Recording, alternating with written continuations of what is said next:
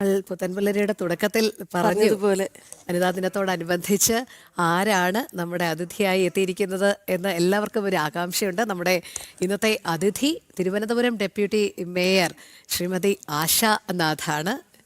ആശ, പുത്തൻപുലരിയിലേക്ക് ഹൃദ്യമായ സ്വാഗതം. നമുക്ക് തുടക്കത്തിൽ തന്നെ ചോദിക്കാം അല്ലേ, ഡെപ്യൂട്ടി മേയർ സ്ഥാനത്തിനെ കുറിച്ചൊക്കെ നമുക്ക് ഇനി വരാം. അതൊക്കെ അന്നേ പറഞ്ഞു കഴിഞ്ഞു ധാരാളം വിശേഷങ്ങൾ. ഇന്ന് ഒരുപാട് കാര്യങ്ങൾ ചെയ്തിട്ടുണ്ടല്ലേ ഇതിനോടകം. ഇന്ന് വനിതാ ദിനമാണല്ലോ. പൊതുപ്രവർത്തകയാണ്, നമുക്കറിയാം. പൊതുപ്രവർത്തകയാണ് എപ്പോഴും സമൂഹത്തിന്റെ എല്ലാ തലങ്ങളിലുള്ളവരുമായി ബന്ധപ്പെടുന്നത് അല്ലേ. കാരണം പരാതികളുടെ വശമായാലും ഒക്കെ നോക്കിക്കഴിഞ്ഞാൽ എപ്പോഴും നിരന്തരം ഇങ്ങനെ ജനങ്ങളുമായി സമ്പർക്കത്തിലുള്ള ആളാണ്. പ്രധാനമായും ഇന്ന് സ്ത്രീകൾ നേരിടുന്ന പ്രശ്നങ്ങൾ, അവരുടെ ഉന്നമനത്തിന് വേണ്ടി നമുക്ക് എന്തൊക്കെ ചെയ്യാൻ കഴിയുമെന്നാണ് ആശയുടെ ഒരു സങ്കല്പം. ഇന്ന് വനിതാ ദിനമാണ്. എനിക്ക് തോന്നുന്നു സ്ത്രീകൾക്ക് വേണ്ടി പ്രത്യേകിച്ച് ഒരു ദിവസത്തിൻ്റെതായിട്ടുള്ള ഒരു ആവശ്യം നമുക്കില്ല. കാരണം എല്ലാ ദിവസവും നമ്മളില്ലാതെ മുന്നോട്ട് പോകാൻ സാധിക്കാത്ത ദിവസമാണ്. ഇപ്പോൾ പ്രധാനമായിട്ടും ചോദിച്ച പോലെ തന്നെ സ്ത്രീകൾക്ക് ഏറ്റവും നേരിടേണ്ടി വരുന്ന ഏറ്റവും വലിയ വിഷയമെന്ന് പറയുമ്പോൾ ഇപ്പോൾ ഒരുപാട് നേരത്തെ പറയുന്ന പോലെ പണ്ടൊക്കെയാണെങ്കിൽ സ്ത്രീകൾക്ക് സ്വപ്നം കാണാൻ പോലുമുള്ള അവകാശമില്ലായിരുന്നു. പക്ഷേ ഇപ്പോൾ അങ്ങനെയല്ല. സ്വപ്നം കാണാനും അത് ചിറകേറി പറക്കാനുമുള്ള നിരവധിയായിട്ടുള്ള അവസരങ്ങളുണ്ട്. അപ്പോൾ അവസരങ്ങളില്ല എന്ന് പറഞ്ഞാൽ ആരും പുറകോട്ട് പോകേണ്ട സാഹചര്യം ഇപ്പോൾ ഇല്ല. അപ്പോൾ നിരവധിയായിട്ടുള്ള അവസരങ്ങളുണ്ട്. പക്ഷേ അവസരത്തിനൊത്ത് തന്നെ ഒരുപാട് പേര് ഉയർന്നു വരുന്ന സാഹചര്യം ഒക്കെ തന്നെയുണ്ട്. പക്ഷേ ആ ഉയർന്നപ്പോൾ ഞാനായാലും ഏത് സ്ത്രീ ആയാലും ഉയർന്നു വന്നപ്പോൾ ആ ഒരു നിലയിൽ എത്തിക്കഴിഞ്ഞാൽ അവരെ അവിടെ നിലനിർത്തി കൊണ്ടുപോകാനാണ് ഏറ്റവും കൂടുതൽ പ്രയാസങ്ങൾ. ഇപ്പോൾ ഏതൊരു ഫീൽഡിലും ഒരു സ്ത്രീ നിന്നാൽ അവരെ സപ്പോർട്ട് ചെയ്യാൻ വേണ്ടിയിട്ടോ ഒക്കെ തന്നെ ആരുമില്ലാതെ പലപ്പോഴും അവരുടെ മനസ്സിനെ ഇടിച്ചു താഴ്ത്തുന്ന രീതിയിൽ പലരും പെരുമാറുന്നതും ഒക്കെ തന്നെ. ഇപ്പോൾ തന്നെ ഇന്നലെയും കൂടി ഞാനൊരു പരാതി കേട്ടതേ ഉള്ളൂ. അപ്പോൾ അത് ഒരു സ്ത്രീ തന്നെയാണ് ശത്രു എന്ന രീതിയിലാണ് എനിക്ക് ആ പരാതി കേട്ടപ്പോൾ എനിക്ക് മനസ്സിലായത് ഇന്നലെ. അപ്പോൾ ഒരു ജോലി ചെയ്യുന്ന ആവശ്യം മാക്സിമം അത്രയും അധികം വിഷമിച്ച് ആ ജോലിയിൽ നിന്ന് പുറത്താക്കുവാൻ മറ്റൊരു സ്ത്രീ ശ്രമിക്കുന്നു എന്ന രീതിയിലൊരു പരാതി ഇന്നലെ ഒരു വനിത ഒരുപാട് നേരം കരഞ്ഞുകൊണ്ട് എന്നോട് സംസാരിക്കുന്ന ഒരു സാഹചര്യമുണ്ടായി. അപ്പോൾ തീർച്ചയായിട്ടും ഒരു പൊസിഷനെത്തുമ്പോൾ ഏറ്റവും കൂടുതൽ സപ്പോർട്ടാണ് അവർക്ക് വേണ്ടത്. വേറെ ഒന്നും വേണ്ട, ഒരു സപ്പോർട്ട്. നമുക്ക് കൂടെ ഒരാളുണ്ട് എന്നൊരു തോന്നൽ ഉണ്ടാക്കിയാൽ തന്നെ ഏതൊരു സ്ത്രീ എന്നാലും പുരുഷനായാലും ഒക്കെ തന്നെ അവർക്ക് മുന്നോട്ട് പോകാൻ കൂടുതൽ ധൈര്യം പകർന്ന് നമ്മൾ കൂടെ നിന്നാൽ തീരുന്ന ഒരു വിഷയം മാത്രമേ ഉള്ളൂ. നമ്മളങ്ങനെ പറയുമ്പോഴും ഒരുപാട് കാലം മാറി ഒരുപാട് കാര്യങ്ങൾ ചെയ്യുന്നു. ഒരുപാട് പേർക്ക് സപ്പോർട്ടിനൊക്കെ ആളുകൾ ഉണ്ട്. പഴയ കാലത്ത് നിന്ന് ഒരുപാട് മാറി. പക്ഷേ എങ്കിൽ പോലും ഈ കാലത്ത് സ്ത്രീകൾക്കൊരു തുല്യ സമത്വം ലഭിച്ചു എന്ന് നമുക്ക് പൂർണ്ണമായിട്ടും പറയാൻ സാധിക്കും. പൂർണ്ണമായിട്ടും പറയാൻ സാധിക്കുന്ന വിഷയമില്ല. പക്ഷേ എന്നാലും പഴയതിനേക്കാളും ഒക്കെ തന്നെ ഒരുപാട്. കാരണം ഞാൻ പ്രധാനം ചെയ്യുന്ന രാഷ്ട്രീയ പാർട്ടി നിങ്ങൾക്ക് വ്യക്തമായിട്ട് അറിയാമായിരിക്കും. കാരണം എന്നെപ്പോലെ ഒരു സാധാരണക്കാരി, ഞാനൊരു തുടക്കക്കാരിയാണ്. ഒരു 10 വർഷമായുള്ള രാഷ്ട്രീയത്തിൽ വന്നിട്ട്. അപ്പോൾ രാഷ്ട്രീയത്തിൽ എന്നെ സംബന്ധിച്ചോളം ഭാരതീയ ജനതാ പാർട്ടിയുടെ ഒരു കൗൺസിലർ 2 ടേം വന്ന് 3ാമത്തെ തവണ കൗൺസിലറായപ്പോൾ എന്നെ ഒരു ഡെപ്യൂട്ടി മേയറാക്കി, ഒരു സാധാരണക്കാരി എന്നെ ആക്കിയെന്ന് പറഞ്ഞാൽ അത്രത്തോളം പ്രാധാന്യം സ്ത്രീകൾക്ക്, പ്രത്യേകിച്ച് നിങ്ങൾക്ക് മനസ്സിലായി കാണും. ഞാൻ ഒരു ഡെപ്യൂട്ടി മേയർ ആയ ശേഷം ഒരു വേദിയിൽ നമ്മുടെ പ്രധാനമന്ത്രി, ആരാധനായിട്ടുള്ള പ്രധാനമന്ത്രിയെ കാല് തൊട്ട് തൊഴുതപ്പോൾ അദ്ദേഹം തിരിച്ച് നമ്മളെ അത്രത്തോളം തിരിച്ച് ആ ഒരു തൊഴിൽ നിങ്ങളെല്ലാവരും കണ്ടിട്ടുണ്ടെങ്കിൽ. അപ്പോൾ സ്ത്രീകളെ അത്രത്തോളം ബഹുമാനിക്കുന്ന ഒരു പ്രധാനമന്ത്രിയുള്ള ഒരു നാട്ടിൽ ജനിക്കുക അല്ലെങ്കിൽ ജീവിക്കുക എന്ന് പറയുന്നത് എന്നെ സംബന്ധിച്ചിടത്തോളം വളരെ ഒരു അഭിമാനകരമായിട്ടുള്ള കാര്യമാണ്. കാരണം അവരൊക്കെ അത്രത്തോളം സ്ത്രീകളെ അത്രത്തോളം ബഹുമാനിക്കുന്ന ഒരു സാഹചര്യമാണ്. അങ്ങനെയും ഒരുപാട് ആളുകളുണ്ട്. പക്ഷേ അതല്ലാതെ തന്നെ സ്ത്രീകളോട് ഒരുപാട് മോശം രീതിയിൽ നേരത്തെ ഞാൻ സൂചിപ്പിച്ച പോലെ മോശം രീതിയിൽ പ്രവർത്തിക്കുന്ന പെരുമാറുന്ന ആളുകളുമുണ്ട്. പക്ഷെ അതിൽ നിന്നൊക്കെ നമ്മൾ തരണം ചെയ്ത് മുന്നോട്ട് പോവുക. കാരണം നമ്മളിലുള്ള കോൺഫിഡൻസ്, നമുക്കൊരു ലക്ഷ്യമുണ്ട്. ആ ലക്ഷ്യത്തിനെത്താൻ വേണ്ടി നമ്മൾ നല്ല വിൽപ്പവറോടുകൂടി കോൺഫിഡൻസോടുകൂടി നിന്നാൽ സ്ട്രെയിറ്റ് ആയിട്ട് നമുക്ക് പറയാനുള്ള കാര്യങ്ങൾ തിരിച്ച് അതേ രീതിയിൽ മറുപടി പറഞ്ഞാൽ തീരുന്ന വിഷയമേ ഉള്ളൂ എന്നാണ് എനിക്ക് മനസ്സിലാക്കാൻ. പക്ഷേ അതിന് ഒരു അടിത്തറ എന്നുള്ളത് എന്താണ് വിശ്വസിക്കുന്നത്? ഇപ്പോൾ അശ്വനാഥിനെ സംബന്ധിച്ചിടത്തോളം ഒരു പൊതുപ്രവർത്തകയായതുകൊണ്ട് തന്നെ സമൂഹത്തിൽ ഇറങ്ങി പല കാര്യങ്ങളും കണ്ടതുകൊണ്ടും പ്രതികരിച്ചതുകൊണ്ടും ഒക്കെ ആ ഒരു ധൈര്യം സ്വാഭാവികമായി ഉണ്ടായും. പക്ഷേ ഒരു സാധാരണ സ്ത്രീയെ സംബന്ധിച്ച് അങ്ങനെയല്ല അല്ലേ. അവൾക്ക് അവളുടെ വീട്, ചുറ്റുപാട്, അവിടെ നിന്ന് കിട്ടുന്ന ഒരു പിൻബലം, ഇതൊക്കെ മാത്രമായിരിക്കും. അപ്പോൾ മുതൽക്കൂട്ടാകുന്ന തരത്തിലേക്ക്, അതായത് ഏത് പിൻബലമാണ് അവൾക്ക് മുതൽക്കൂട്ടാകുന്ന തരത്തിലേക്ക് അവളെ ഉയർപ്പിക്കുക എന്നാണ് ആശ കാണുന്നത്? സാമ്പത്തികമാണോ, വിദ്യാഭ്യാസമാണോ, ഏതിലായിരിക്കും കൂടുതൽ? സാമ്പത്തികം, വിദ്യാഭ്യാസം, അതിലുപരി നമ്മുടെ കുടുംബം, നമ്മുടെ ഫാമിലി ഒക്കെ തന്നെ നമ്മുടെ കൂടുതൽ സപ്പോർട്ട് കൂടെ ഉണ്ടാവണം. കൂടെ ഞാൻ നേരത്തെ പറഞ്ഞ കൂടുതൽ സഹപ്രവർത്തകരൊക്കെ തന്നെ അവരുടെ കൂടെ എന്തിനും താങ്ങിനും തണലായിട്ടും ഒക്കെ തന്നെ കൂടെ ഉണ്ടാകണം. ഇപ്പോൾ നിരവധി ആയിട്ടുള്ള ഉദാഹരണങ്ങൾ എനിക്ക് പറയാൻ സാധിക്കും. കൂടെയുള്ള സഹപ്രവർത്തകർ, കൗൺസിലേഴ്സിന് 2 ദിവസം കൊണ്ട് ഒരു കൗൺസിലർ ഉണ്ടായ ഒരു അനുഭവം എനിക്ക് വേണമെങ്കിൽ പറയാൻ സാധിക്കും. പക്ഷേ ഇതൊരു പബ്ലിക് പ്ലാറ്റ്ഫോം ആയതുകൊണ്ട് ഞാൻ പറയുന്നില്ല. ഒരു വനിതയായിട്ടുള്ള ഒരു ജനപ്രതിയോട് ഒരു വ്യക്തി, ഒരു പുരുഷൻ പെരുമാറിയ രീതി, ആ ഒരു വനിതാ കൗൺസിലറിന് സ്റ്റേഷൻ വരെ പോകേണ്ടി വന്നു. കാരണം തീർച്ചയായിട്ടും നീ ഒരു വനിതയല്ലേ, നിന്നെക്കൊണ്ട് ഇത്രയല്ലേ പറ്റൂ എന്നൊരു വ്യക്തി പറയേണ്ട ആ സാഹചര്യം. രീതിയിലുള്ള ഒരു പെരുമാറ്റം ഇപ്പോഴും അനുഭവിക്കുന്നു എന്നുള്ളത് തീർച്ചയായിട്ടും ഞാൻ മെനഞ്ഞാന്നത്തെ വിഷയമാണ് സൂചിപ്പിച്ചത്. മെനഞ്ഞാന്ന് നടന്ന വിഷയമാണ് ഒരു കൗൺസിലറോട് ഒരു വ്യക്തി സൂചിപ്പിച്ചത്. ഒരു കൗൺസിലർ എന്ന് പോലും നോക്കാതെ പുള്ളിയുടെ വീട്ടിൻ്റെ ചുറ്റുപാടും ഒരു വിഷയമുണ്ടായി. ആ ഒരു കൗൺസിലറിന് ഒരു പൊങ്കാല സമയമായതുകൊണ്ട് തന്നെ കൃത്യമായിട്ട് അതിൽ ഇടപെടാൻ സാധിച്ചില്ല. ഭയങ്കര തിരക്കാണല്ലോ പൊങ്കാല എന്ന് പറയുന്നത്, നമുക്ക് എല്ലാവർക്കും അറിയാം. അപ്പോൾ ആ ഒരു തിരക്കിൽ എന്നാലും കൃത്യമായിട്ട് ഇടപെട്ടു. പക്ഷെ ആ സമയത്ത് അത് ഒരു കൃത്യമായിട്ടുള്ള പരിഹാരം ഉണ്ടാക്കാൻ സാധിച്ചില്ല എന്ന് പറഞ്ഞിട്ട് ആ ഒരു ജനപ്രതി വളരെ മോശമായിട്ടാണ് ഒരു വ്യക്തി പെരുമാറിയത്. അത് വോയിസ് അടക്കം നമ്മൾ കേട്ടപ്പോൾ ഇങ്ങനെയും ഒരു വനിതയോട് ഒരു വ്യക്തി പെരുമാറുമോ എന്ന രീതിയിൽ ചിന്തിക്കേണ്ട ഒരു സാഹചര്യമുണ്ട്. കാരണം ആ പെരുമാറിയ വ്യക്തി എന്ന് പറയുമ്പോൾ വളരെ ഉന്നത നിലയിലിരിക്കുന്നൊരു വ്യക്തിയാണ്. അപ്പോൾ പ്രത്യേകിച്ച് ഞാനത് ഒരു ജനപ്രതി എന്നൊന്നും ഞാൻ സൂചിപ്പിക്കുന്നില്ല. ഒരു വനിത ഒരു സ്ത്രീയോട് ഇങ്ങനെ ഒരു വളരെ മോശം രീതിയിൽ പെരുമാറേണ്ടി വന്ന സാഹചര്യം, അങ്ങനെ ഒരു പെരുമാറാൻ പാടില്ല എന്ന് പറഞ്ഞപ്പോൾ അദ്ദേഹം പറഞ്ഞത് ആ ഒരു സാഹചര്യത്തിൽ എനിക്ക് വന്ന ഒരു ടെൻഷൻ അങ്ങനെ ആയിരുന്നു, അതുകൊണ്ടാണ് ഞാൻ ആ കൗൺസിലറോട് ഞാൻ നിന്നെ ഉപദ്രവിക്കും എന്ന രീതിയിലൊക്കെ സംസാരിച്ചത് എന്നാണ് പറഞ്ഞത്. പക്ഷേ ഞങ്ങളൊക്കെ ഞാനാണെങ്കിൽ ഒരിക്കലും ഇങ്ങനെ കേട്ടുകൊണ്ട് നിൽക്കില്ല എന്ന് ഞാൻ ആ കൗൺസിലറോട് പറഞ്ഞു. പക്ഷേ ആ കൗൺസിലർ അവിടെ തളർന്നു പോയി. ഒരുപാട് സമയം കരഞ്ഞിട്ട് ആ ഒരു വ്യക്തിക്ക് സ്റ്റേഷനിലോട്ട് പോകേണ്ടി വന്ന സാഹചര്യം നമ്മൾ മനസ്സിലാക്കണം. കാരണം ഇപ്പോഴും പല സ്ത്രീകളും പലരിൽ നിന്നും മോശം അനുഭവം, അത് ജനപ്രതി ആയിക്കോട്ടെ ആരായിക്കോട്ടെ ഏതു പൊസിഷനിലിരിക്കുന്ന സ്ത്രീകളായ പോലും പലരിൽ നിന്നും നേരിടേണ്ടി വരുന്നുണ്ട്. അത് സ്വാഭാവികം, ഇപ്പോഴും നേരിടേണ്ടി വരുന്നുണ്ട്. തീർച്ചയായും അത് ഈ ഒരു വാഹനം നിരത്തിലൂടെ ഓടിക്കുമ്പോൾ പോലും സ്ത്രീയാണ് ഡ്രൈവർ എന്ന് കണ്ടു കഴിഞ്ഞാൽ എല്ലാവർക്കും ഇല്ല, ശരിയാണ്, എല്ലാവരും ഒരുപോലെയല്ല. പക്ഷേ നമ്മുടെ കുടുംബങ്ങളിൽ നിന്ന് തുടങ്ങുന്ന മാറ്റം തന്നെയാണ്. എങ്കിൽ പോലും അവിടെ വനിതയാണ് എന്ന് കണ്ടാൽ പലരുടെയും സ്വഭാവം മാറും, അവരുടെയും ഭാഷ മാറും. അല്ലേ? അത് എന്തുകൊണ്ടാണ് ഇപ്പോഴും ഇങ്ങനെ?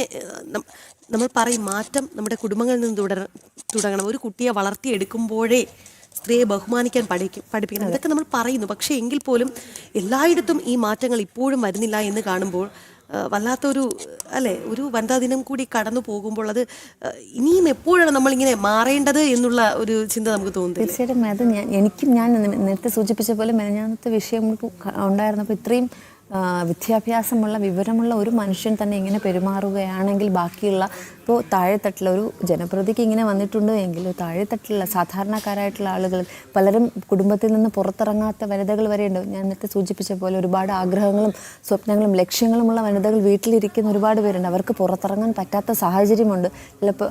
പക്ഷെ അവരൊക്കെ എന്തൊക്കെ അനുഭവിക്കുന്നുണ്ടായിരിക്കുമെന്ന് നമുക്ക് അറിയാത്ത സാഹചര്യമാണ്. ഇപ്പോൾ നമ്മളിപ്പോൾ സമൂഹത്തിൻ്റെ ഇടയിലേക്ക് ഇറങ്ങി പ്രവർത്തിക്കുമ്പോൾ ഒരുപാട് കാര്യങ്ങൾ കേൾക്കുന്നുണ്ട്. നമ്മൾ കേൾക്കാത്ത എത്രത്തോളം കാര്യങ്ങളുണ്ട്, പക്ഷെ അതൊന്നും നമുക്ക് അറിയാൻ സാധിക്കുന്നില്ല. അതൊക്കെ അറിയണം. കാരണം എൻ്റെ അഭിപ്രായത്തിൽ പലരുടെയും മനസ്സിലൊരു ചിന്തയുണ്ട്, സ്ത്രീകളെന്ന് പറഞ്ഞാൽ എല്ലാം സഹിക്കേണ്ടവരാണ്. പല വീട്ടുകാരും പറഞ്ഞു, നീ ഒരു പെണ്ണല്ലേ, ഇതൊക്കെ സഹിച്ചും പുറത്തും പോകണമെന്ന് പല വീട്ടുകാരും പലരോടും പറയാറുണ്ട്. അങ്ങനെ എല്ലാം സഹിക്കേണ്ട ആളുകളൊന്നും അല്ല നമ്മളും തുല്യ പ്രാധാന്യമുള്ളവരാണ്. സ്ത്രീകളും പുരുഷന്മാരും ഒക്കെ തന്നെ അവരോടൊപ്പം തന്നെ തുല്യ പ്രാധാന്യമുള്ളവരാണ് നമ്മളൊക്കെ തന്നെ. അപ്പോൾ ഒന്നും സഹിക്കേണ്ട ആവശ്യമില്ല. എല്ലാം നമുക്ക് എന്തൊക്കെ വിഷയങ്ങളുണ്ട്, വിഷമങ്ങളുണ്ട്, അതൊക്കെ തന്നെ നമ്മൾ പുറത്ത് പ്രകടിപ്പിക്കണം. എന്തൊക്കെയുണ്ടെങ്കിൽ നമ്മളത് അതിനെ തരണം ചെയ്യാനുള്ള മനസ്സുണ്ടാക്കിയെടുക്കണം. അതിനൊരു ഇതാണ് വേണ്ടത്. അല്ലാതെ ഈ ലിംഗസമത്വം എന്നുള്ളതാണ് എപ്പോഴും ആവർത്തിക്കുന്നത്. എല്ലാ വനിതാ ദിനത്തോടും അനുബന്ധിച്ചും നമ്മൾ പറയുന്നത്. നിരവധി തീമുകൾ ഇങ്ങനെ വരുന്നുണ്ടെങ്കിൽ പോലും സമത്വം വേണം എന്നിങ്ങനെ പറഞ്ഞുകൊണ്ടിരിക്കുകയാണ്. നമ്മൾ കാലാകാലങ്ങളായി അതൊക്കെ ചർച്ച ചെയ്യുന്നുമുണ്ട്. ഇപ്പോൾ തന്നെ ആശാനാഥ് സൂചിപ്പിച്ചതുപോലെ എവിടെ സമത്വം എന്നുള്ളതൊരു വലിയ ചോദ്യചിഹ്നമായി തന്നെ നിലനിൽക്കുന്നുണ്ട്. കാലക്രമേണ അത് മാറും എന്ന് പ്രത്യാശിച്ച നമ്മളുടെയൊക്കെ മുന്നിൽ അത് മാറുന്നില്ല. ചില പുഴുക്കുത്തുകൾ ഇപ്പോഴും ഉണ്ട് എന്നുള്ളതും കാണിക്കുന്നുണ്ട് സമൂഹത്തിൽ നിന്ന് തന്നെ. എന്തായാലും ആശാനാഥ് വിഭാവനം ചെയ്യുന്ന ഒരു സ്ത്രീ സമൂഹം ഏത് രീതിയിൽ ഉയർത്തെഴുന്നേൽക്കണമെന്നാണ് ആഗ്രഹിക്കുന്നത്? കാരണം ഇപ്പോൾ നമുക്കറിയാം തിരുവനന്തപുരത്തെ ഡെപ്യൂട്ടി മേയറാണ്. ആ പദവി ഒരുപാട് ചെയ്യാൻ സാധിക്കും, ഒരുപാട് പ്രതീക്ഷകളുള്ള അപ്പോൾ മുന്നിൽ കാണുന്ന സ്ത്രീകളോട്, പെൺകുട്ടികളോട്, അവരോട് കൺവേ ചെയ്യാൻ ആഗ്രഹിക്കുന്ന ഒരു സന്ദേശം ഏത് രീതിയിലാണ്? ഇപ്പോൾ നമ്മുടെ തീം തന്നെ ഗീവ് ടു ഗെയിൻ എന്നാണ്. ഇപ്പോൾ നേട്ടത്തിനായി നൽകുക എന്നുള്ളത്. അതായത് നമുക്ക് ഒരുപാട് അവസരങ്ങൾ കൊടുത്ത് സ്ത്രീകളെ തീർച്ചയായിട്ടും നമ്മുടെ സമൂഹത്തിന് മുന്നിലേക്ക് കൊണ്ടുവരാൻ സാധിക്കുക. പലരും നേരത്തെ ഞാൻ സൂചിപ്പിച്ച പോലെ തന്നെ പലർക്കും ഒരു അവസരങ്ങളുണ്ട്, പക്ഷേ അവസരങ്ങൾ കിട്ടിയിട്ടും പ്രയോജനപ്പെടുത്താത്ത നിരവധിയായിട്ടുള്ള ആളുകളുണ്ട്. അപ്പോൾ നമുക്ക് ഒരുപാട് പേർക്ക് അവസരങ്ങൾ നൽകി മുന്നോട്ട് കൊണ്ടുവരാൻ സാധിക്കും. അത് തന്നെയാണ് ഏറ്റവും പ്രധാനമായിട്ട് പറയാനുള്ളത്. പിന്നീട് പലരും ഇപ്പോൾ നേരത്തെ സൂചിപ്പിച്ച പോലെ തന്നെ ഇപ്പോൾ ഞാനൊരു ജനപ്രതിനിധി വിഷയമാണ്, പക്ഷേ അത് ഇങ്ങനൊരു വിഷയം വരുമ്പോൾ ഒതുങ്ങിക്കൂടാതെ അയ്യോ എനിക്കെന്തോ പറ്റി എന്നും പറഞ്ഞ് ഒതുങ്ങിക്കൂടാതെ തീർച്ചയായിട്ടും പ്രതികരിക്കാതെ ഒതുങ്ങിക്കൂട്ടിയിട്ട് യാതൊരു കാര്യമില്ല. നമ്മൾ പറയേണ്ട സ്ഥലത്ത് തീർച്ചയായിട്ടും അതിന് പറയണം. അതിന് നമുക്ക് ഒരുപാട് നെഗറ്റീവ്സ് വരാം, പറഞ്ഞു എന്ന് പറഞ്ഞ് നമ്മൾ ഒരുപാട് പേര് ഒതുക്കി എന്ന് വരാം. അതൊന്നുമല്ല, നമ്മുടെ മനസ്സിൽ ശരി എന്താണെന്ന് തോന്നുന്നു അത് നമ്മൾ ചെയ്യുക. അതിപ്പോൾ എനിക്ക് തോന്നുന്നു, ഞാൻ നേരത്തെ പലയിടത്തും സൂചിപ്പിച്ചിട്ട് ഏറ്റവും കൂടുതൽ സൈബർ ബുള്ളി നേരിടുന്ന ഒരു വ്യക്തി ഞാനായിരിക്കും. പൊളിറ്റിക്സിൽ വനിതാ ഒരു ജനപ്രതി എന്ന രീതി ഒരുപാട്, ഇപ്പോൾ ഞാൻ ഏതൊരു പോസ്റ്റർ എൻ്റെ താഴെ വളരെയധികം മോശം കമൻറ്റ്സ്, അതിപ്പോൾ എന്നെ മാത്രമായിരിക്കില്ല, എൻ്റെ കുഞ്ഞുങ്ങളെ വരെ പറഞ്ഞിട്ട് നെഗറ്റീവ് കമൻറ്റ്സ് വരാറുണ്ട്. എൻ്റെ ഹസ്ബൻഡിനെയും എൻ്റെ ഫാമിലി മെമ്പേഴ്സിനൊക്കെ തന്നെ പറഞ്ഞിട്ട് എന്തിനാണ് ഇങ്ങനെ വിട്ടിരിക്കുന്നത് എന്ന രീതിയിലൊക്കെ വളരെ മോശം കമൻറ്റ്സ് വരാൻ. അത് കണ്ട് തളർന്നു പോയാൽ ഞാൻ പിന്നെ ഇല്ല, ആശാനാഥ് ഡെപ്യൂട്ടി മേയർ പിന്നെ ഇല്ല, ഒരു കൗൺസിലർ പിന്നെ ഇല്ല. ഇത് തീർച്ചയായിട്ടും ഇങ്ങനെയുള്ള കമൻറ്റ്സ് ഇടുന്നവർ എന്താണ് ഉദ്ദേശിക്കുന്നത്? നമ്മളെ തളർത്തുക, ആ മാനസികമായിട്ട് നമ്മളെ തളർത്തി ഒന്നുമല്ലാതാക്കുക എന്ന് തന്നെ അവരുടെ ലക്ഷ്യം. അപ്പോൾ ഈ ഒരു കമൻസൊക്കെ കണ്ടിട്ട് നമ്മൾ തളർന്നു പോയാൽ തീർന്നു. അങ്ങനെ തളരാൻ പാടില്ല. പല ജനപ്രതിനിധികൾ ഞങ്ങളുടെ കൂടെയുള്ള കൗൺസിലേഴ്സൊക്കെ പറഞ്ഞിട്ടുണ്ട്, അയ്യോ എനിക്കെതിരെ ഇങ്ങനൊരു സമരം വന്നു, എനിക്കെതിരെ ഇങ്ങനെ ഫേസ്ബുക്കിൽ പോസ്റ്റ് ഇട്ടു. അപ്പോൾ ഞാൻ അവരോട് പറയാറുണ്ട്, നിങ്ങൾ എൻ്റെ ഫേസ്ബുക്ക് പോസ്റ്റ് എടുത്തിട്ട് അല്ലെങ്കിൽ എനിക്ക് വരുന്ന സോഷ്യൽ മീഡിയാസിലെ കമൻസ് എടുത്ത് നിങ്ങൾ വായിച്ചു നോക്കണം. അപ്പോൾ നിങ്ങൾക്കൊരു സമാധാനം കിട്ടും. കാരണം എനിക്ക് വരുന്നതിൻ്റെ 1% പോലും നിങ്ങൾക്ക് ആർക്കും വരാറില്ല. അപ്പോൾ അങ്ങനെ വന്നു എന്ന് പറഞ്ഞിട്ട് നമ്മളെ തളരാൻ പാടില്ല. നമ്മളെ തളർത്താൻ വേണ്ടിയിട്ട് മാത്രമാണ്, നമ്മൾ ഒന്നും ചെയ്യാതെ ഒതുങ്ങിയിരിക്കുക എന്ന് മാത്രമാണ് ഇങ്ങനെ ചെയ്യുന്നവരെ പ്രധാനമായിട്ടുള്ള ലക്ഷ്യം. അതിലൊന്നും ഒതുങ്ങാതെ നമ്മൾ സ്ട്രെയിറ്റ് ആയിട്ട് ഫൈറ്റ് ചെയ്ത് മുന്നോട്ട് പോകുക. നമുക്ക് ഇങ്ങനെയൊക്കെയുള്ള കമൻറ്റ്സ് ഇല്ലെങ്കിൽ നമ്മൾ മുന്നോട്ട് പോകും. നമുക്ക് എന്തായാലും നമുക്ക് ചുറ്റും എല്ലാവരും പോസിറ്റീവ്സ് പറഞ്ഞാൽ പിന്നെ നമുക്കൊന്നും ചെയ്യാനില്ല. അതായത് ഈ കമന്റ്സ് പറയുന്നവർ പോലും ഒരുതരം മനോവൈകൃതം എന്ന് തന്നെ സൂചിപ്പിക്കേണ്ടിയിരിക്കുന്നു. ഈ ആറ്റുകാൽ പൊങ്കാലയോടനുബന്ധിച്ചൊക്കെ ഒത്തിരി സ്ത്രീകൾ, നടിമാരൊക്കെ തന്നെ സോഷ്യൽ മീഡിയയിൽ വന്ന് പിന്നീട് പ്രതികരിക്കേണ്ട ഒരു സാഹചര്യമൊക്കെ വന്നു. കാരണം പ്രത്യേകിച്ച് ഈ സൈബർ ഇടം എന്ന് പറയുന്നത് സ്ത്രീകളെ ഉന്നമിട്ട് പ്രവർത്തിക്കുന്ന ഒത്തിരി കാര്യത്തിലായാലും, അതായത് ചില നിഷ്കർഷകൾ വെച്ചിരിക്കുകയാണ്. ഒരു സ്ത്രീ സമൂഹത്തിലേക്ക് ഇറങ്ങിക്കഴിഞ്ഞാൽ അവൾ എങ്ങനെ നടക്കണം, എങ്ങനെ ഉടുക്കണം എന്നൊക്കെ ഉള്ള രീതിയിലുള്ള ചില ചിട്ടവട്ടങ്ങൾ, അതിനെ വിപരീതമായി ആര് പെരുമാറിയാലും വളരെ മോശമായ രീതിയിൽ പ്രതികരിക്കുക, അങ്ങനെ ഒരു സിസ്റ്റം നമുക്ക് വളരെ ദോഷകരമായ സാഹചര്യം ഉണ്ടാക്കും. ഈ ആറ്റുകാൽ പൊങ്കാലയുടെ സമയത്ത് നമ്മളെല്ലാവരും കണ്ടതാണ് പല മീഡിയാസ്, എല്ലാവരും ഞാൻ പറയുന്നില്ല, ചില ഓൺലൈൻ മീഡിയാസ് ഇപ്പോൾ എത്ര നല്ല രീതിയിൽ വസ്ത്രം ചെയ്താലും അത് സൂക്ഷ്മമായിട്ട് ചെയ്ത് സൂം ചെയ്ത് അതിൻ്റെ ഏറ്റവും മോശം വശം എന്താണെന്ന രീതിയിൽ ഷൂട്ട് ചെയ്തിട്ടാണ് കാരണം നമ്മൾ അല്ല, അത് ഈ ഫിലിം ആക്ടേഴ്സിനും മാത്രമല്ല, നമ്മൾ തന്നെ പല സ്ഥലത്തെത്തുമ്പോഴത്തേക്കും ഞാൻ പലയിടത്തും ഞാൻ കണ്ടിട്ടുണ്ട് മൊബൈൽ ഉപയോഗിച്ചിട്ട് കാറിൽ നിന്ന് പുറത്തിറങ്ങുന്ന ഡെപ്യൂട്ടി മേയർ, അവിടെ അങ്ങനെ പല രീതിയിലും നെഗറ്റീവ്സ് നമ്മുടെ പറയും ഇങ്ങനെ വരുന്നുണ്ട്. അപ്പോൾ നമുക്കൊന്നും പറയാൻ സാധിക്കില്ല. കാരണം ചിലത് പോസിറ്റീവ് ആയിരിക്കും, ചിലത് നെഗറ്റീവ് ആയിരിക്കും.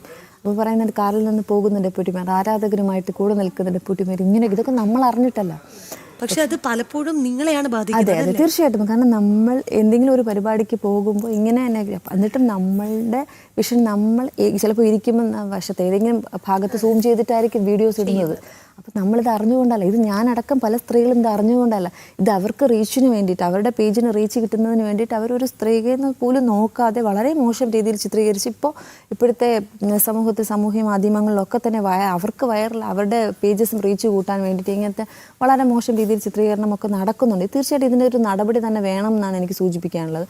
പലപ്പോഴും നമുക്ക് പല വേദികളും ചെന്ന് ഇറങ്ങുമ്പോൾ ദൈവമേ ഇനി നമ്മുടെ എങ്ങനത്തെ രീതിയിലുള്ള വീഡിയോസാണ് പുറത്ത് വരുന്ന പേടിയോട് കൂടിയിട്ടാണ് പലരും, ഇപ്പോൾ ഞാനടക്കമുള്ള പല കൗൺസിലേഴ്സ് ആയാലും നമുക്ക് തന്നെ വേദിയിരിക്കും, നാളെ എന്ത് ക്യാപ്ഷനോട് കൂടിയിട്ടായിരിക്കും ഒരു വീഡിയോ പുറത്ത് വരാൻ പോകുന്നത് ഒരു ചിന്ത നമ്മുടെ മനസ്സിലുണ്ടായിരിക്കും.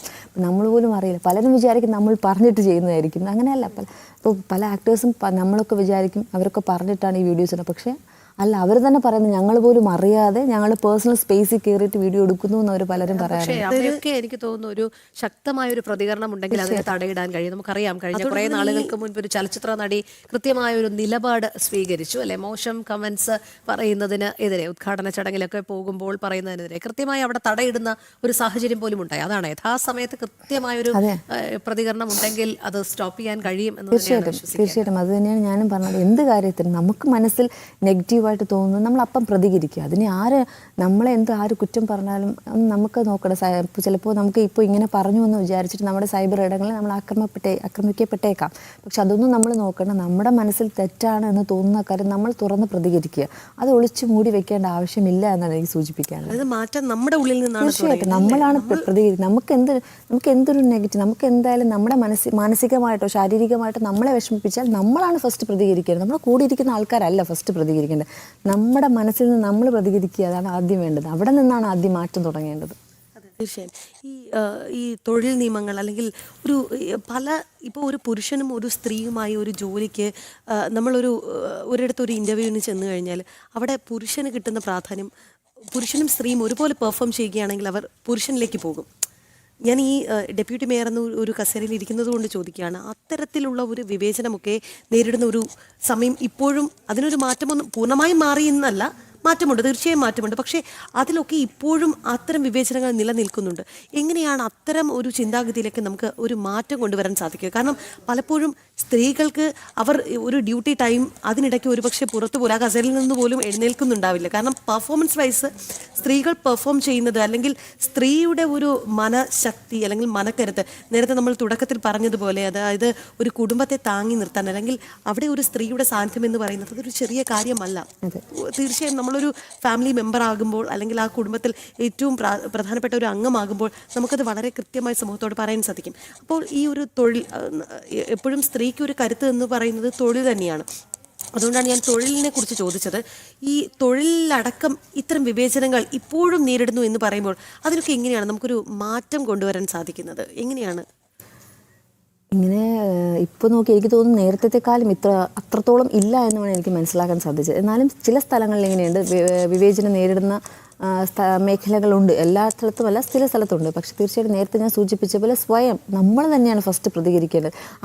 ആരെങ്കിലും നമുക്ക് വേണ്ടി പ്രതികരിക്കും എന്ന രീതിയിൽ നമ്മൾ നിൽക്കേണ്ട ആവശ്യമില്ല എന്നാണ് എനിക്ക് മനസ്സിലായത്. ഇപ്പോൾ എല്ലാവരും നമ്മൾക്ക് വേണ്ടി സംസാരിക്കണം എന്നില്ല, നമുക്ക് സംസാരിക്കാൻ നമ്മൾ തന്നെയാണ് മുമ്പിൽ നിൽക്കേണ്ടത്. ഫസ്റ്റ് നമുക്കായിട്ട് നമ്മൾ ഫൈറ്റ് ചെയ്യുക. നമ്മൾ ഫൈറ്റ് ചെയ്ത ശേഷം അത് നടന്നില്ലെങ്കിൽ മാത്രം പോരെ പുറത്തുള്ള ആളുകൾ. പക്ഷേ എനിക്ക് തോന്നുന്നു നമ്മൾ മുന്നിട്ടിറങ്ങിയ തീരാവുന്ന വിഷയം മാത്രമേ നമ്മുടെ സമൂഹത്തിനുള്ളൂ. ഓരോ സ്ത്രീകളും കരുത്തരായിട്ട് മുന്നോട്ട് പോകുക എന്ന് തന്നെയാണ് ഏറ്റവും വലിയ വിഷയം. അതെ, ഇപ്പോൾ ഞാൻ സൂചിപ്പിച്ചു, ഞാൻ 3ാമത്തെ ടേമാണ് കൗൺസിലർ. ഫസ്റ്റ് കൗൺസിലറായി വന്നപ്പോൾ ഒരു വനിതയാണ് കൗൺസിലറായിട്ട് ഇരിക്കുന്നത് എന്ന രീതിയിൽ പല സ്ഥലത്തുനിന്നും വനിതയല്ലേ ഇതിനെക്കൊണ്ട് ഇങ്ങനെ പല ഞാൻ കേട്ടിട്ടുണ്ട്, ഇതിനെക്കൊണ്ട് ഇത്രയൊക്കെ പറ്റുള്ളൂ, കാരണം ഒരു പുരുഷൻ ചെയ്യുന്നത് പോലെ ഒരു വനിതയ്ക്ക് ചെയ്യാൻ സാധിക്കില്ല എന്ന രീതിയിൽ പലരും പറഞ്ഞ് കേട്ടിട്ടുണ്ട്. അവിടെ നിന്നൊക്കെ മാറി എനിക്ക് പ്രവർത്തിക്കാൻ സാധിച്ചിട്ടുണ്ടെങ്കിൽ അത് എൻ്റെ വിൽ പവറിനെ ഞാൻ സൂചിപ്പിക്കാൻ സാധിക്കും. കാരണം എൻ്റെ മാത്രം എൻ്റെ കൂടെ സഹപ്രവർത്തകർക്ക് അത്രയും സപ്പോർട്ട് ചെയ്തതാണ്. നമുക്കൊരു സപ്പോർട്ട് നമ്മുടെ കൂടെ വേണം. പിന്നെ നമ്മുടെ മനസ്സ്, നമുക്കത് ചെയ്യാൻ സാധിക്കും. എന്നെ ഒരു കൗൺസിലറായിട്ട് നിയമിച്ചിരിക്കുന്നത് ഇപ്പോൾ ഞാൻ നേരത്തെ പ്രദാനം ചെയ്ത പാപ്പനംകോട് വാർഡിൻ്റെ ശബ്ദമായിട്ടാണ് എന്നെ തിരുവനന്തപുരം നഗരസഭയിലേക്ക് തിരഞ്ഞെടുക്കുന്നത്. അപ്പോൾ പാപ്പനംകോട് വാർഡ് നിവാസികളുടെ എല്ലാ ആവശ്യങ്ങളും നേരിടുന്നതിന് അവരുടെ ഒരു ശബ്ദമായിട്ട് തിരുവനന്തപുരം നഗരസഭയിൽ സംസാരിക്കുവാൻ വേണ്ടി, അവർക്ക് വേണ്ടിയിട്ട് നിൽക്കുവാൻ വേണ്ടിയിട്ടാണ് എന്നെ തിരഞ്ഞെടുത്തിരിക്കുന്നത്. അപ്പോൾ അത് തീർച്ചയായിട്ടും എന്തൊക്കെ തടസ്സങ്ങളുണ്ടായാലും എന്തൊക്കെ വിഷമതകളുണ്ടായാലും ഞാൻ അവർക്ക് വേണ്ടി നിൽക്കുമെന്നൊരു വിൽ പവർ നമ്മുടെ മുന്നിൽ വേണം. എന്നാൽ മാത്രമേ നമുക്ക് മുന്നോട്ട് പോകാൻ സാധിക്കൂ. അല്ലെങ്കിൽ രണ്ടുപേരെന്തെങ്കിലും എന്നെ എന്തെങ്കിലും പറഞ്ഞു, എന്നെ വിഷമിപ്പിച്ചു, എന്നെ സോഷ്യൽ മീഡിയയിൽ കൂടി എന്നെ അപമാനിച്ചു എന്ന രീതിയിൽ അവിടെ തളർന്ന് ഞാൻ അവിടെ ഇരുന്നാൽ പിന്നീട് പാപ്പനംകോട് വാർഡിലെ കൗൺസിലർ എന്ന രീതിയിൽ ഞാനവിടെ ഫെയിലിയറാണ്, അട്ടർ ഫെയിലിയറാണ്. അപ്പോൾ നമ്മൾ ആരെങ്കിലും നമ്മളെ വിഷമിപ്പിച്ചു എന്ന് പറഞ്ഞ് നമ്മളെ ഒന്നും അങ്ങനെ വിഷമിച്ചു വന്നിരിക്കുക, നമ്മുടെ നല്ല ധൈര്യത്തോടുകൂടി മുന്നോട്ട് പോവുക എന്നതാണ് ഇതിനോട് ഏറ്റവും ഒരു ഫസ്റ്റ് ഇതായിട്ട് എനിക്ക് പറയാനുള്ളത്. അതിപ്പം ഈ ഡെപ്യൂട്ടി മേയർ കസേരയിൽ ഇരിക്കുന്നത് കൊണ്ട് ചോദിക്കുകയാണ്, നമ്മുടെ താങ്കൾ പ്രതിനിധാനം ചെയ്യുന്ന പാർട്ടി സ്ത്രീ മുന്നേറ്റത്തിന് വളരെയധികം പ്രാധാന്യം കൊടുക്കുന്ന പാർട്ടിയാണ്. ഒരുപാട് പദ്ധതികളുണ്ട് അല്ലേ? അപ്പോൾ തീർച്ചയായും ഒരു അബലയായി നിൽക്കുന്ന സ്ത്രീ, അങ്ങനെ തന്നെയാണ് നമ്മൾ യൂസ് ചെയ്യേണ്ട ടേം. അപ്പോൾ അവർക്ക് മുന്നോട്ട് വരണമെന്നുണ്ട്.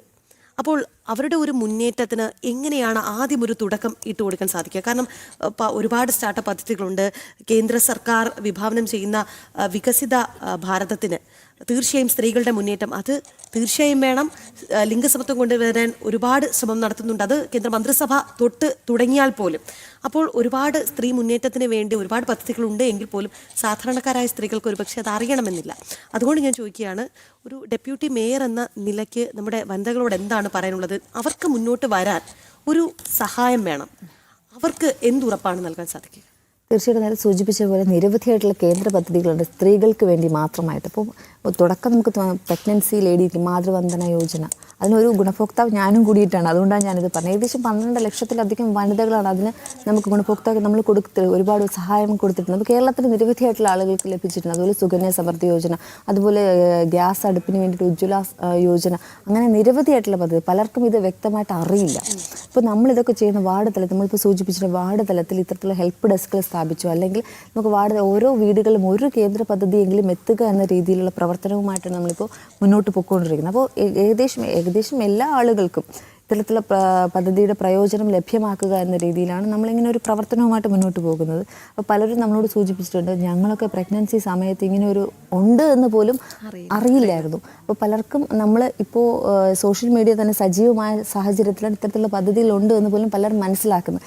ചിലവർക്ക് അറിയാമെങ്കിൽ പോലും ചില ജനപ്രതികൾ കേന്ദ്ര പദ്ധതികളാണ്, തിരിച്ച് ഞങ്ങൾ അങ്ങോട്ട് പൈസ അടക്കേണ്ടി വരും, നിങ്ങളുടെ ആധാർ അപ്ഡേറ്റ് കൊടുക്കും, നിങ്ങളുടെ അക്കൗണ്ടിൽ കിടക്കുന്ന പൈസകൾ പോകുമെന്ന് തെറ്റിദ്ധരിപ്പിച്ച് പലരും ഇതിലൊന്നും ഭാഗമാകാതെ പോകുന്നവരുമുണ്ട്. അപ്പോൾ തീർച്ചയായിട്ടും നിരവധി നേരത്തെ സൂചിപ്പിച്ച പോലെ ലക്ഷക്കണക്കിന് ആളുകൾക്കാണ്, പ്രത്യേകിച്ച് സ്ത്രീകൾക്കാണ് ഏറ്റവും കൂടുതൽ കേന്ദ്ര പദ്ധതികൾ നമ്മുടെ കേന്ദ്ര സർക്കാർ കൊണ്ടുവന്നിട്ടുള്ളത്. ഏറ്റവും കൂടുതൽ അതിൽ ഗുണഭോക്താക്കളും കേരളത്തിൽ നിന്നുള്ളവരാണ് എന്നുള്ളത് നമുക്ക് വളരെയധികം അഭിമാനത്തോടു കൂടി തന്നെ പറയാൻ സാധിക്കും. അപ്പോൾ നമ്മളിപ്പോൾ നിങ്ങൾ ബഡ്ജറ്റ് ശ്രദ്ധിച്ചിട്ടുണ്ടായിരിക്കും, നമ്മൾ ബഡ്ജറ്റ് നിരവധിയായിട്ടുള്ള സ്ത്രീകൾക്ക് വേണ്ടി നിരവധിയായിട്ടുള്ള പദ്ധതികൾ കൊണ്ടുവന്നിട്ടുണ്ട്.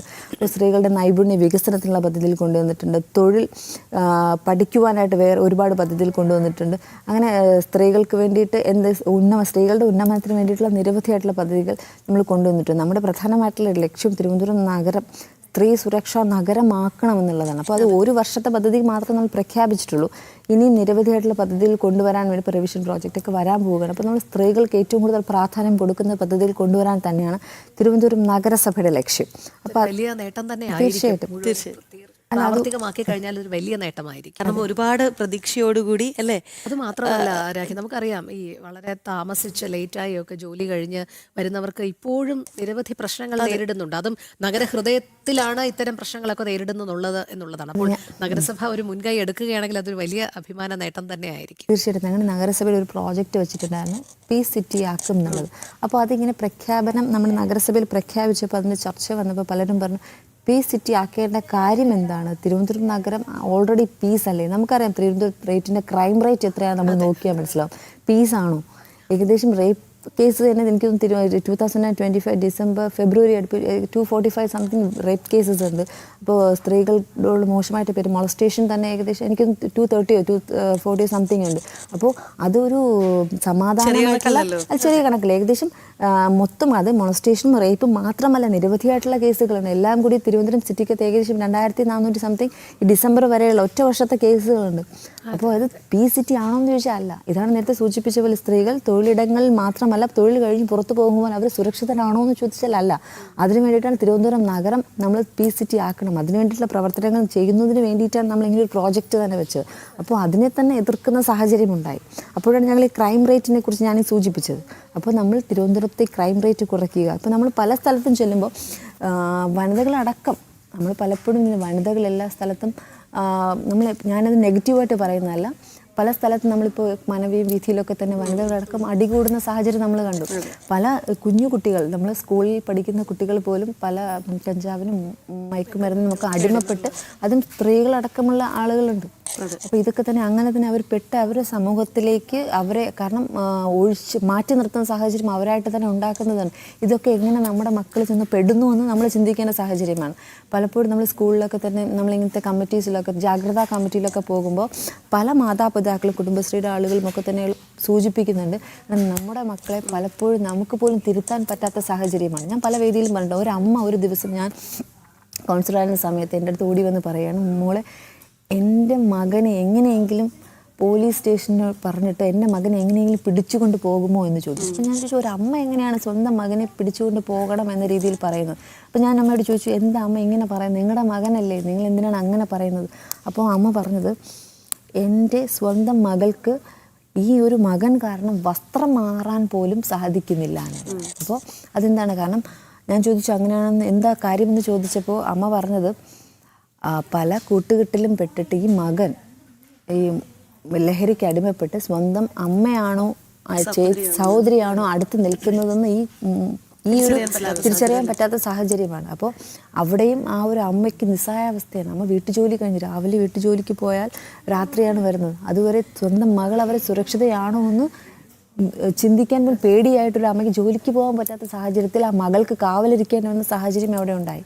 അപ്പോൾ ഇങ്ങനെ നമ്മുടെ മക്കളും അപ്പോൾ സ്ത്രീ എന്നില്ല പുരുഷനെന്നില്ല പലരും ഇങ്ങനെ ലഹരിക്ക് അടിമപ്പെട്ടൊക്കെ തന്നെ നാശത്തിലേക്ക് പോകുന്നൊരു സാഹചര്യമുണ്ട്. നമ്മൾ ഫസ്റ്റ് അവിടെയും നമ്മൾ ഒരുപാട് കടിഞ്ഞാണിടേണ്ട സാഹചര്യമുണ്ട്. ഇതൊക്കെ എവിടെ നിന്ന് കിട്ടുന്നു? നമ്മളൊക്കെ വിചാരിക്കും ലഹരിയൊക്കെ വൻ മാഫിയകൾ മാത്രമാണ് കൊടുക്കുന്നത്. അങ്ങനെ ചെറിയ ചെറിയ കടകൾ വരെ കിട്ടുന്ന സാഹചര്യമുണ്ട്. അതിനൊക്കെ സമഗ്രമായ ഒരു അന്വേഷണം അല്ലെങ്കിൽ ഇടപെടൽ നടത്താൻ തന്നെയാണ് നഗരസഭ തീർച്ചയായിട്ടും. അതുകൊണ്ട് ഞങ്ങൾ തിരുവനന്തപുരം നഗരം നമ്മൾ പീസ് സിറ്റി ആക്കും. അതിന് മുന്നോടിയായിട്ടാണ് ഇങ്ങനൊരു പ്രഖ്യാപനം നമ്മൾ ഉണ്ടാക്കിയത്. അതിനിടയിൽ ഒന്ന് ചോദിച്ചോട്ടെ, ഈ ചില ദിവസങ്ങളിലൊക്കെ ഇപ്പോൾ വനിതാ ദിനവുമായി ബന്ധപ്പെട്ടൊക്കെ തന്നെ ഈ രാത്രി യാത്ര എന്നൊക്കെ പറഞ്ഞ് ചില പ്രഹസനങ്ങൾ നടത്താറുണ്ടല്ലോ. അതൊക്കെ അങ്ങേറ്റം പരിഹാസ്യമായ കാര്യം കൂടിയാണ്. ഒരു ദിവസം കൂട്ടത്തോടെ ഒരു 100 കണക്കിന് സ്ത്രീകൾ ഇങ്ങനെ രാത്രി യാത്ര നടത്തിയത് കൊണ്ട് ഒരു കാര്യവുമില്ല എന്നുള്ളത് ഏവർക്കും അറിയാവുന്നതാണ്. അപ്പോൾ നഗരസഭ ഇനി ശ്രദ്ധ കേന്ദ്രീകരിക്കുന്നത് കൃത്യമായി ഏത് രീതിയിലുള്ള ഒരു ഇടപെടലിനായിരിക്കും? അല്ല, തീർച്ചയായിട്ടും നേരത്തെ ഞാൻ സൂചിപ്പിച്ച പോലെ ഞങ്ങൾ ഈ ഒരു പ്രോജക്റ്റ് കൊണ്ടുവന്നപ്പോൾ ഈ ഒരു രാത്രി യാത്രയെക്കുറിച്ചൊക്കെ തന്നെയാണ് സൂചിപ്പിച്ചത്. അപ്പോൾ ഞങ്ങൾ പറഞ്ഞു എത്ര രാത്രി യാത്ര നടന്നിട്ടും ഈ ക്രൈം റേറ്റ് കുറയുന്നില്ലല്ലോ, ക്രൈം റേറ്റ് കൂടിക്കൊണ്ടല്ലേ ഇരിക്കുന്നുള്ളൂ. അപ്പോൾ അതിന് വേണ്ടിയിട്ടാണ് നമ്മൾ നേരത്തെ സൂചിപ്പിച്ച പോലെ ലഹരിക്ക് അടിമപ്പെട്ടും അല്ലാതെയും ഒക്കെ തന്നെ നിരവധിയായിട്ടുള്ള വിഷയങ്ങൾ തിരുവനന്തപുരം നഗരത്തിൽ നടക്കുന്നുണ്ട്. അതിന് പ്രതിരോധിക്കുക, അതിന് വേണ്ടിയിട്ടുള്ള നടപടികളാണ് നമ്മൾ പോലീസിൻ്റെ ഭാഗത്തുനിന്നും എക്സൈസിൻ്റെ ഭാഗത്തുനിന്നും ഒക്കെ തന്നെ അതിന് വേണ്ടിയിട്ടുള്ള ക്ലാസ്സുകൾ മാത്രം പോലെ അതിന് വേണ്ടിയിട്ടുള്ള പരിപാടികളൊക്കെ തന്നെ പ്ലാൻ ചെയ്ത് നടപ്പിലാക്കുക. പ്രത്യേകിച്ച് നമ്മുടെ വരുന്ന തലമുറയിൽപ്പെട്ട യുവാക്കളെയൊക്കെ തന്നെ അതുമായിട്ട് ബോധവൽക്കരണം നടത്തി അതിൽ നിന്നൊക്കെ പിന്തിരിപ്പിച്ച് നമ്മുടെ സമൂഹത്തിന് മാതൃകയാക്കി കൊണ്ടുവരാൻ വേണ്ടിയിട്ട് എന്തൊക്കെയാണോ ചെയ്യേണ്ടത് അത് തിരുവനന്തപുരം നഗരസഭയുടെ ഭാഗത്തു നിന്നുണ്ട്. അതിന് വേണ്ടിയുള്ള പ്രോജക്റ്റുകളൊക്കെ നമ്മൾ വച്ചിട്ടുണ്ട്. കാരണം നമ്മുടെ മനസ്സിൽ തിരുവനന്തപുരം നഗരം എത്രയും പെട്ടെന്ന് പീസാക്കുക, ക്രൈം റേറ്റ് കുറയ്ക്കുക, ഇതൊക്കെ തന്നെ നമ്മുടെ മനസ്സിലുള്ളത് കൊണ്ട് തന്നെയാണ്. കാരണം സ്ത്രീകൾക്കായാലും കുട്ടികൾക്കായാലും രാത്രിയെന്നും പകലൊന്നും ഇല്ലാതെ ഇപ്പം പകലും സുരക്ഷിതമായിട്ട് നടക്കാൻ പറ്റുമോ എന്ന് ചോദിച്ചാൽ ഇല്ലാത്ത സാഹചര്യമുണ്ട്. പകൽ ഒറ്റയ്ക്ക് ഒരു വീട്ടിൽ ഒരു അമ്മയ്ക്ക് ഇരിക്കാൻ പറ്റുമോ എന്ന് ചോദിച്ചാൽ ഇല്ല. നമുക്കത് വ്യക്തമായിട്ട് തന്നെ പറയാൻ സാധിക്കും. അങ്ങനെ നിരവധിയായിട്ടുള്ള കാര്യങ്ങൾ നമ്മൾ മീഡിയാസിലൊക്കെ തന്നെ മെയിൻ സ്ട്രീമിലും സോഷ്യൽ മീഡിയാസിലും ഒക്കെ തന്നെ നമ്മൾ കേട്ടുകൊണ്ടിരിക്കുന്ന സാഹചര്യമാണ്. അപ്പോൾ അതിൽ നിന്നൊക്കെ തീർച്ചയായിട്ടും നമുക്ക് മാറ്റം വേണം. അതിന് നമ്മളെല്ലാവരും ഒറ്റക്കെട്ടായിട്ട് നിരവധിയായിട്ടുള്ള പദ്ധതിയിൽ കൊണ്ടുവരും. അത് പ്രാവർത്തികമാക്കണമെന്നാണ് സൂചിപ്പിക്കാനുള്ളത്. അല്ലേ, ധാരാളം കാര്യങ്ങളാണ്. നമുക്കിനി കുറച്ച് വ്യക്തിപരമായ കാര്യങ്ങൾ കൂടി ചോദിച്ചാൽ അല്ലേ? വീട്ടിലെ വിശേഷങ്ങൾ, ഡെപ്യൂട്ടി മേയർ ആയതിനു ശേഷമുള്ള തിരക്ക്, മക്കൾ എങ്ങനെ അഡ്ജസ്റ്റ് ചെയ്യുന്നു, അതിപ്പോൾ ഭർത്താവിൻ്റെ സഹകരണം, അതൊക്കെ കൂടി. ഭർത്താവിന് ഞാൻ നേരത്തെ സൂചിപ്പിച്ച പോലെ കുടുംബത്തിൻ്റെ സപ്പോർട്ട് ഇല്ലെങ്കിൽ നമുക്ക് മുന്നോട്ട് പോകാൻ സാധിക്കില്ല. എനിക്ക് വളരെ സപ്പോർട്ടായിട്ടുള്ള ഒരു കുടുംബമാണുള്ള. ഹസ്ബൻഡായാലും പേര് ശിവകുമാറാണ്, വളരെ രീതിയിൽ സപ്പോർട്ട് ചെയ്യുന്നുണ്ട്. മക്കളായാലും നല്ല അഡ്ജസ്റ്റ് ചെയ്യുന്നുണ്ട്. അത് കാരണം ഒരു പക്ഷേ മനസ്സിലായി കാണും, ഞാൻ ബഡ്ജറ്റ് സമയത്ത് അതായത് ഡെപ്യൂട്ടി മേയർ ആയ ശേഷം നമുക്ക് ഒരുപാട് വെല്ലുവിളികൾ നേരിടുന്ന ഒരു ജോലി തന്നെയാണ് നമുക്കുള്ള. ജോലി എന്ന് പറയാൻ പാടില്ല, നമുക്കൊരു കർത്തവ്യമാണിത്. അപ്പോൾ അത് ചിലപ്പോൾ ഞാൻ രാവിലെ 7 മണിക്കൊക്കെ ഇറങ്ങുന്നതായിരിക്കും. ചിലപ്പോൾ ഈ ബഡ്ജറ്റ് സമയത്തൊക്കെ ഞാൻ വെളുപ്പിന് 4:30-ക്കും 3:30, 7 മണിക്ക് ഇറങ്ങിയ വെളുപ്പിന് 4:30, 3:30-ക്കൊക്കെയാണ് വീട്ടിലെത്തുന്നത് പോലും. അപ്പോൾ ഞാൻ എൻ്റെ കുഞ്ഞ് ഉറക്കം എഴിക്കുന്നതിന് മുമ്പ് ഞാൻ പോയാൽ തിരിച്ച് അവൾ ഉറങ്ങിക്കഴിഞ്ഞ ശേഷമായിരിക്കും ഞാൻ എത്തുന്നത്. തീരെ ചെറിയ 2.5 വയസ്സാണ്, 2.5 വയസ്സ് കഴിഞ്ഞതേ ഉള്ളൂ. അപ്പോൾ കുഞ്ഞ് അത്രയ്ക്കും അവരാണ് ഏറ്റവും കൂടുതൽ സമ്മതിക്കുന്നതാണ്. ഈ ഒരു പ്രായത്തിൽ ഫീഡിങ് ഉണ്ടായിരുന്നു, എന്നിട്ടും ആ ഒരു പ്രായത്തിൽ എൻ്റെ കുഞ്ഞ് അഡ്ജസ്റ്റ് ചെയ്തു, എൻ്റെ ഫാമിലി അഡ്ജസ്റ്റ് ചെയ്തു, അവരെനിക്ക് വേണ്ടി നിന്നു. അതാണ് തീർച്ചയായിട്ടും ഒരു സ്ത്രീക്ക് വേണ്ട ഫാമിലി സപ്പോർട്ട് തന്നെയാണ് ഫസ്റ്റ് സപ്പോർട്ടിന്റെ ഒരു തെളിവാണല്ലോ. തീർച്ചയായിട്ടും അവർക്ക് സമയം കൊടുക്കാൻ സാധിച്ചിട്ടില്ല കുറച്ച് നാളുകൾ. കാരണം ഞങ്ങളെപ്പോഴും ഫാമിലിക്ക് വേണ്ടി ഞാൻ എവിടെയൊക്കെ പോയാലും ഫാമിലിക്ക് വേണ്ടി സമയം മാറ്റി വയ്ക്കുന്ന ഒരാളാണ്. പക്ഷേ കുറച്ച് നാളുകൾ എനിക്ക് അവർക്ക് വേണ്ടി സമയം കൊടുക്കാൻ സാധിച്ചില്ല, ഭയങ്കര തിരക്കിലോട്ട് പോയി. പക്ഷേ എന്നിരുന്നാലും എനിക്ക് വേണ്ടി അഡ്ജസ്റ്റ് ചെയ്ത് എൻ്റെ അച്ഛനായാലും അമ്മയായാലും എൻ്റെ ഹസ്ബൻഡായാലും എൻ്റെ മക്കളായാലും ഒക്കെ തന്നെ എനിക്ക് വേണ്ടി അഡ്ജസ്റ്റ് ചെയ്ത് അവരെ ഞാനില്ലെങ്കിൽ അതിൻ്റെ കുറവ് നോക്കാതെ എൻ്റെ ഹസ്ബൻഡ് എൻ്റെ കുഞ്ഞുങ്ങളുമായിട്ട് പുറത്തു പോയി അവർക്ക് വേണ്ടി സമയം കണ്ടെത്തി. അതൊക്കെ തീർച്ചയായിട്ടും അതൊക്കെ തന്നെയാണ് ഒരു സ്ത്രീയുടെ വിജയം. രാവിലെ നമ്മുടെ സ്റ്റുഡിയോയിൽ വന്നു, മുഴുവൻ ദിവസമാണ്. ഇപ്പം ഞാനിപ്പോൾ ഇവിടെ ഇരിക്കുമ്പോൾ രാവിലെ 7 മണി മുതൽ എൻ്റെ ഹസ്ബൻഡാണ് എൻ്റെ കുഞ്ഞിനെ നോക്കുന്നത്. അപ്പോൾ അവിടെ ഒരു അങ്ങനെയൊന്നുമില്ല, കാരണം ഒരു ഹസ്ബൻഡ് ഈക്വലാണ്. വഴക്കുന്ന ഏത് നമ്മൾ പറഞ്ഞതുപോലെ യഥാർത്ഥ ലിംഗസമത്വം എന്ന് പറയുന്നത് അവിടെയാണ്. അല്ലാതെ നീ വീട്ടിലിരിക്കൂ ഞാൻ പുറത്തു പോകാം എന്നുള്ള രീതി. എന്തായാലും നമുക്ക് ഇനി അധികം നല്ല തിരക്കുള്ള സമയമാണ്, അതുകൊണ്ട് തന്നെ ഇനി അധികം നമുക്ക് പിടിച്ചിരുത്തണ്ടല്ലേ. അപ്പോൾ ഒരുപാട് നന്ദി ഈ അവസരത്തിൽ, ഈ പുത്തൻപുലരിയിൽ ഈ വനിതാ ദിനത്തിൽ നമുക്കിപ്പം അതിഥിയായി എത്തിയതിനും ഒപ്പം ഒരുപാട് കാര്യങ്ങൾ പറഞ്ഞു അല്ലേ. നമ്മുടെ സ്ത്രീകളുടെ മുന്നേറ്റത്തിന് വേണ്ടിയിട്ട് എന്തൊക്കെയാണ് നഗരസഭ വിഭാവനം ചെയ്യുന്നത് എല്ലാം തന്നെ പങ്കുവച്ച് ഒരുപാട് നന്ദി.